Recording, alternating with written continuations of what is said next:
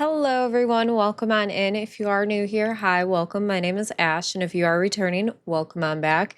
So we are getting into some Ren today. Now, this is I've been asked so many times, where is this reaction? When are you going to come out with this reaction? So this is going to be the tale of Jenny and Screech, and the first one we're going to be getting into is Jenny's tale, then Screech's tale, and then Violet's tale.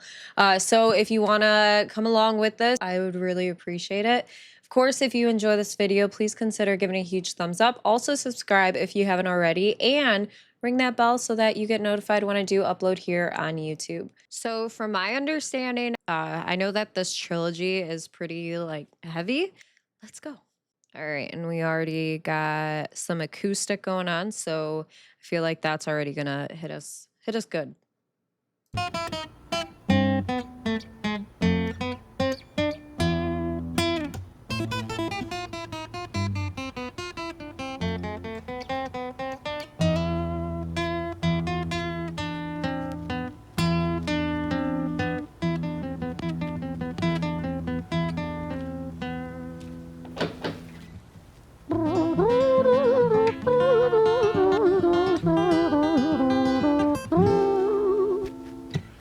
It sounds so melancholy, and I feel like, okay, I don't know why, but just the alleyway is kind of setting it up already for if I were to guess, I'm sure that there's going to be a lot of sadness that goes into it, and I feel like maybe I'm just biased with it because I've been told to get ready if I do this reaction.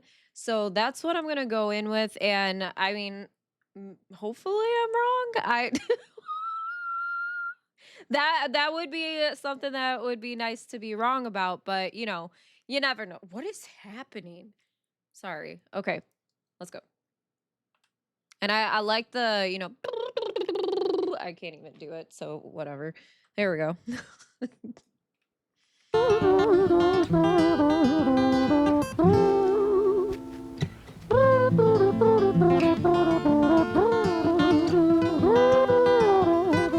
I love acoustic guitar. Oh.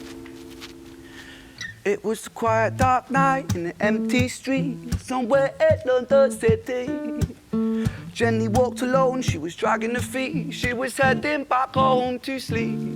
Well, she knew this town, she knew this floor, because she walked it about 1,000 times before she wanted to escape.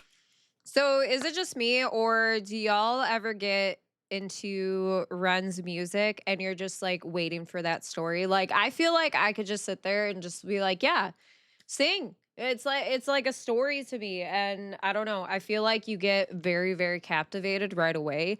So, yeah, I'm here for it. And she wanted to escape. She knows the streets, all that sort. I don't know. Yeah. She knew this floor because she walked it about 1,000 times before she wanted to escape. Can you blame? Well, on the very same night, in a different place, there walked this hooded young youth by the name of James. He was 14 years old and out of his brain, he'd been smoking ganja with the boys. James, he grew up to be a kid of the street. His mates called him Screech, he was quick on his feet. He was a liar, a thief, at 14 years old, the devil had set his sights on his soul. As Jenny walked home all alone, she felt scared. Usually she was alright, but it was like there was something in the air. A device. It's that gut feeling too. If y'all have a gut feeling about something, I know you're probably like, just play the song. But for real, go with that gut, okay? Because about 9.5 times out of 10, your gut is right. All right. Just hear me out, okay? At 14 years old, the devil had set his sights on his soul. As Jenny walked home all alone, she felt scared. Usually she was alright, but it was like there was something in the air. A divine intervention telling her to beware, maybe intuition bugging her and making her so scared. Sirens sound in the distance at the beat of Jenny's feet. A symphony of the night that echoes crime on London streets. Jenny turns a corner, their eyes they meet. Up or go Jenny, a boy named Screech. Give me all your money, bitch, give it to me. If you cooperate, then you'll soon be free. I want your purse, your phone, don't fucking look at me. I mean it. Bitch, are you listening to me? I have the chills like no one would believe. Like, as soon as like their eyes meet, just full on chills. Oh, your money, bitch, give it to me. If you cooperate, then you'll soon be free. I want your purse, your phone, don't fucking look at me. I mean it, bitch, are you listening to me? Jenny freezes statue like a lady shakes stalactite. Feel like liquid nitrogen in the dark night. She tried to find strength to move, but stayed as still as a statue in high-heeled shoes. What the hell you playing at? You playing games with me? I swear to fucking God, I'll slice the rosy off your cheeks. You think I don't mean it, girl? You don't know me. The last thing you see will be a boy code. Screech reached with the sheath of the blade, with the teeth that could bite through steel and slice concrete, and he swung possessed with the devil in his chest, and the statue she was turned to butter in her breath. It was a quiet dark night in an empty street somewhere at Non-REFUNDABLE. Jenny lay still on the cold concrete. She's found somewhere to sleep. Well, she knew this town, she knew this floor, 'cause she'd walked it about 1,000 times before. I guess that she escaped. It's such a shame.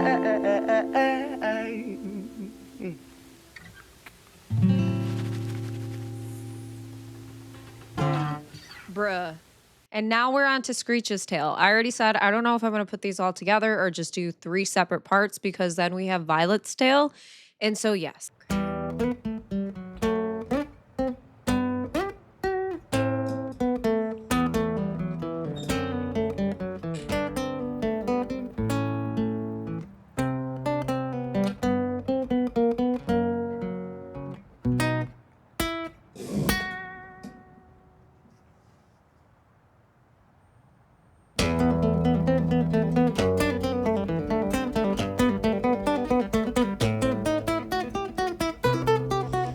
There's something so emotional about an acoustic guitar. I don't know. I like, yes, don't get me wrong, having an electric guitar, bass, all of that sort of stuff is incredible, but I feel like there's so much emotion that's tied into an acoustic guitar. Like it's a lot more personal. I don't know if that makes sense, but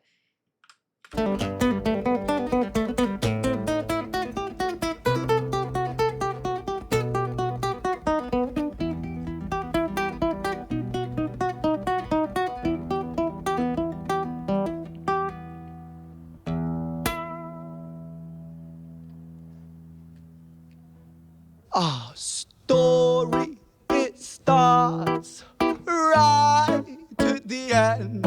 At the life of poor Jenny, clocked out like Big Ben. Dear Screech, dear boy, where did he go? He melted into the black night just like snow. Patrick, man, let me in, please open the door. I think I fucked up, Patrick, really fucked up, man, I'm not sure. I got crazy, left this lady lying still on the floor. I think I killed her, Patrick, come on, man, I can't knock no more. But Screech kept on knocking till his knuckles became sore. But there's no sign of Patrick down at number 54. No refuge for our villain, for the bitter hands of fate, with something far more sinister in mind that does away.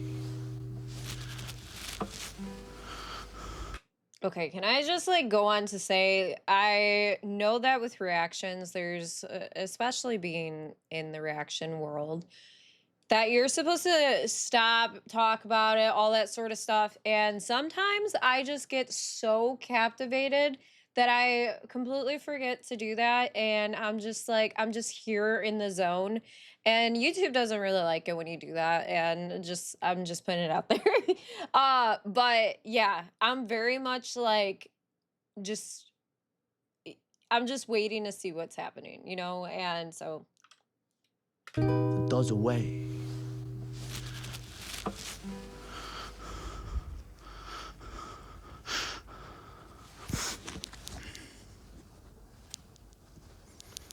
Hey, babe, are you in? No, nothing really, I'm just a bit tired, listen. Can I swing around yours for a few moments? I just really miss you, babe.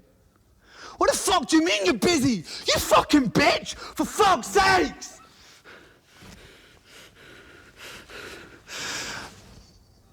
Siren sounds approaching like a banshee in the night. The shrill cry of justice cutting like the sharpest knife. But Screech was never one to run, not one to miss a fight.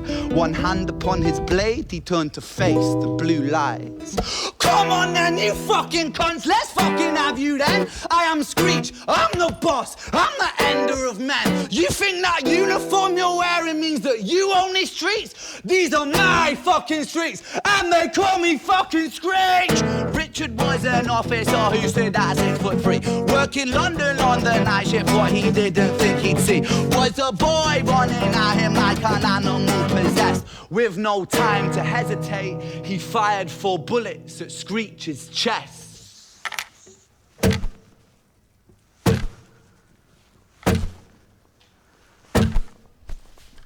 Y'all, I wish that there was some way that my camera could pick up the chills that happen, because I'm not even cold, y'all. It's not anything. I'm wrapped up in a sweater, but holy shit balls. Like, this is intense. At Screech's chest. This little add to it.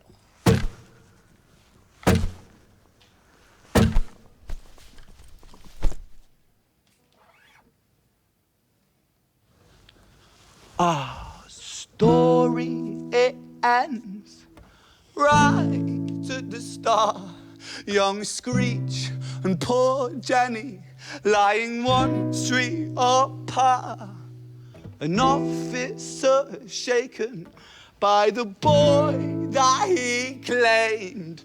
2 bodies lay lifeless, and it's such a shame. It's such a shame.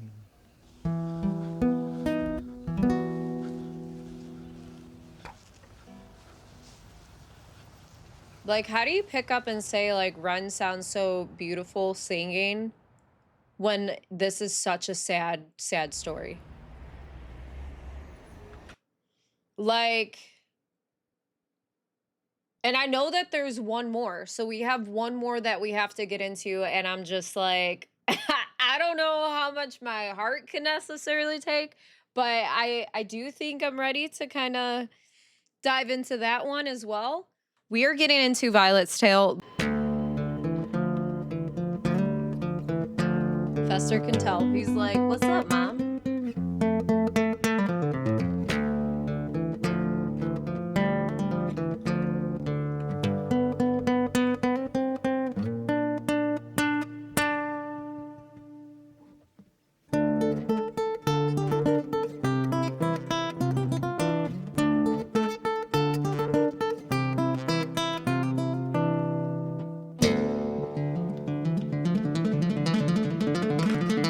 I know I said it in the previous videos about guitar, acoustic guitar, all that sort of stuff, but there is just something about acoustic that really just ties in those emotions.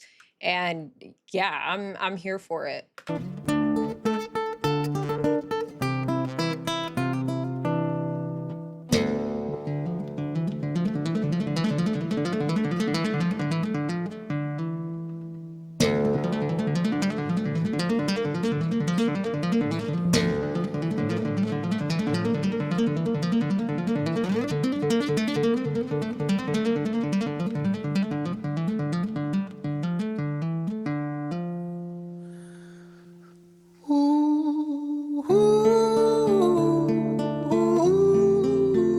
Chills already.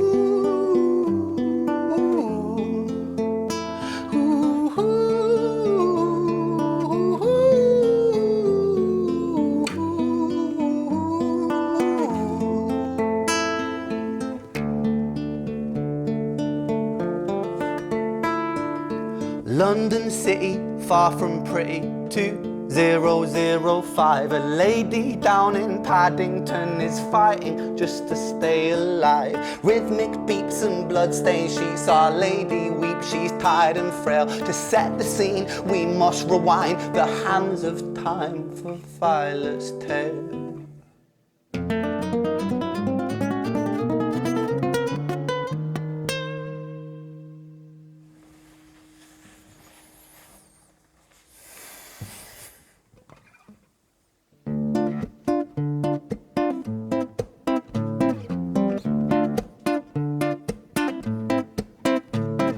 Violet was a silent girl, grew up with violent starts. Her mother was a drinker and her father was a bastard. Every night he took her tie but never left the room.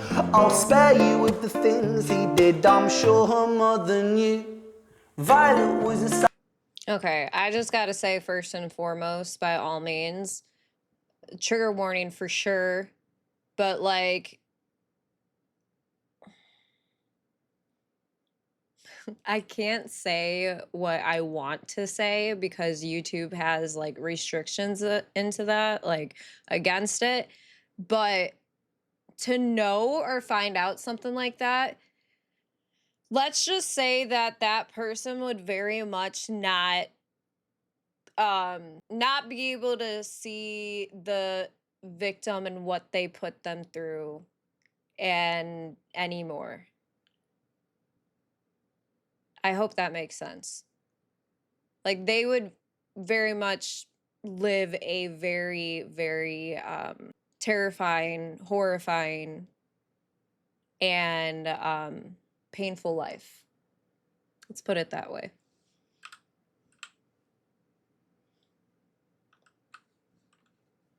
Her mother was a drinker and her father was a bastard. Every night he took her tie but never left the room.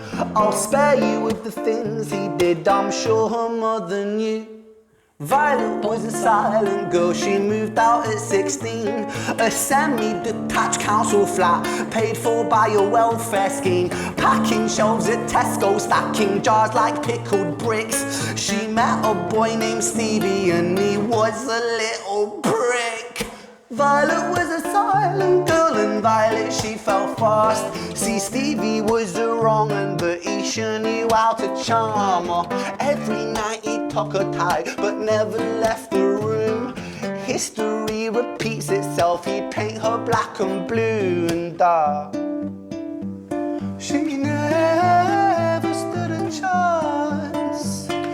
Like I said before, I don't know how Ren does it to where he takes all of these sad stories, puts them together with a beautiful voice, and yet it's still just this melancholy, like absolute dread and sadness. And it's not necessarily like his fault, but it's a story that he tells that fortunately gets people to listen, you know? And yeah, this is a very, and I was told before that I would 100% think that like just be prepared for the trilogy and all this sort of stuff. And I don't know what it was that I was expecting, but I could assure you it wasn't this. I know it's Ren. I know he packs a punch with emotions, but there's a lot of like there's a lot of anger that is built up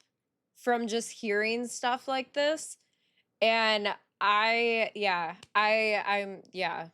don't know sometimes how to show that anger, because I feel like if like sometimes I'll laugh with my emotions when I'm sad, when I'm angry, all of it. And this is one of those scenarios that I don't know what to say. And yeah, let's go. She never stood a chance. The devil comes to dance. Violet, why are you always so quiet? On her bedroom door and he's irate. He's been drinking and smoking, he's up late. And he stands by her bedside, she shakes, but her eyes stay shut. You fucking slut, I know you're up. And he pinches her eyelids and folds them up. Violet, why are you lying to me, Violet? She stays silent, things turn violent. That's the sound of his fists when they fall like a crashing pilot. Hit like hailstones, one to the collarbone, full. Why, like, I'm like trying very hard to like figure out where this like ties all of them in together, and I know that it's gonna happen some way or somehow, but like, holy fuck, dude.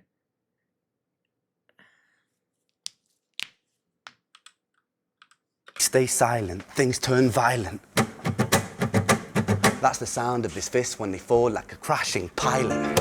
Hit like hailstones, one to the collarbone, full force, full blown, blood's black bone, crack, knick, knack, paddywhack, one to the jaw when the tooth spat, detached, fist connects and disconnects a bone. A quick deflect to misdirect the blow, but nonetheless his punches met her throat. Such a mess, he's left her bruised and broke. Violet, why you always so silent, Violet?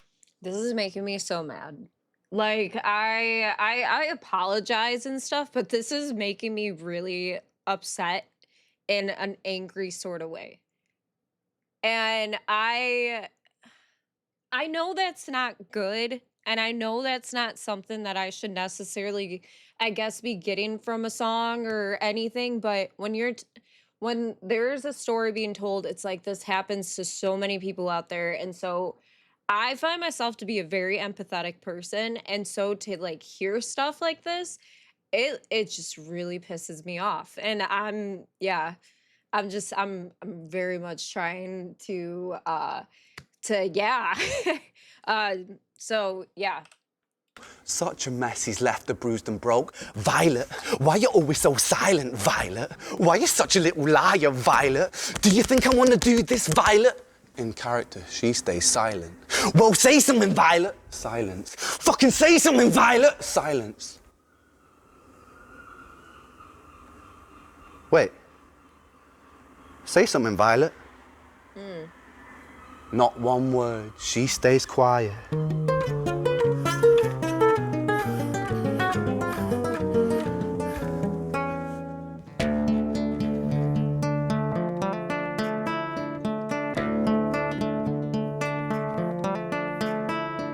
London City, far from pretty, 2005. A lady down in Paddington is fighting just to stay alive. The doctor, in a state of shock, saw something here so very wrong. See, Violet, she was pregnant. Poor Violet, she was 9 months gone. Turning to the doctor, Violet broke her silence and she cried, if I'm to die right here tonight, please let my baby stay alive. The doctor soon regained composure, called the surgeon to come in. As Violet's world turned to black, the curtains closed, the lights went dim. In London City, far from pretty, 2005. A lady down in Paddington just lost the fight to stay alive. A tragedy or a miracle, it happened on these very streets. Two twins aligned side by side.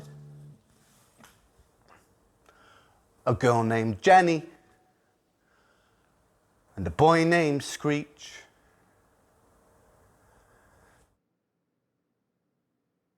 Shut the fuck up. Shut the fuck up. Bruh, hold up. I need to go back. I need to go back because I feel like I'm not understanding. They're like without realizing they literally he stabbed his sister and killed his sister without realizing that it was his sister? Hold up. Because maybe I'm not getting it. It's such a shame to stay alive. A tragedy or a miracle, it happened on these very streets. Two twins aligned side by side. A girl named Jenny and a boy named Screech. Dude.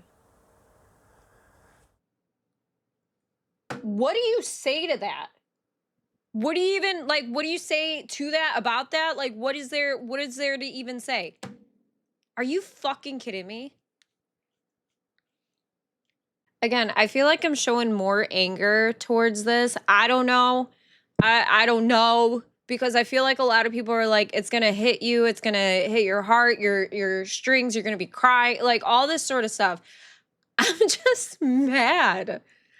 I am angry. And like I don't know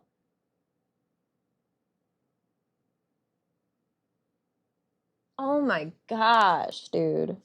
I gotta look this up and make sure that I'm on the right track with this. Bruh. I had to look it up because I was like, am I getting this correctly?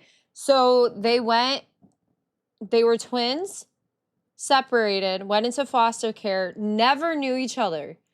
Oh my, bruh. And their lives both ended tragically. Dude, oh my gosh. This just goes on to show, like, also just how he said in it, history repeats itself, and it shows true because it's like you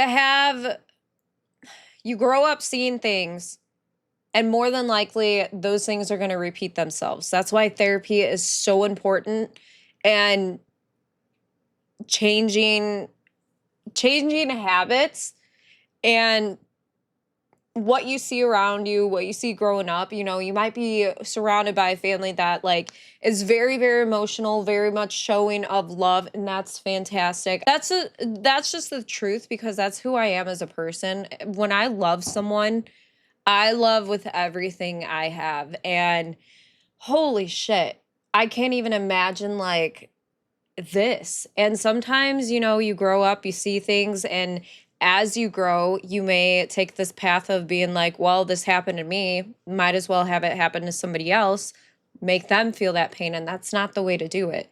You have a path to choose. You can go a different direction. You can see, I didn't like this. Yeah, it sucks that it happened. It's terrible that it fucking happened. It never should have happened.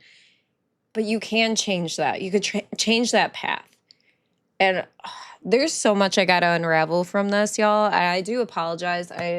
Like I said, getting mad and stuff, like I feel like we don't need the anger, but it's also okay to be angry because that's a valid emotion that makes us human. And I feel like I'm also trying to like excuse my behavior and being, yeah.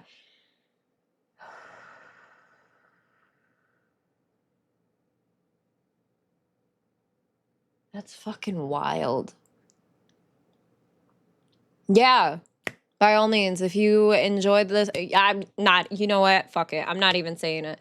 I'll catch y'all in the next one, okay? Bye, everyone.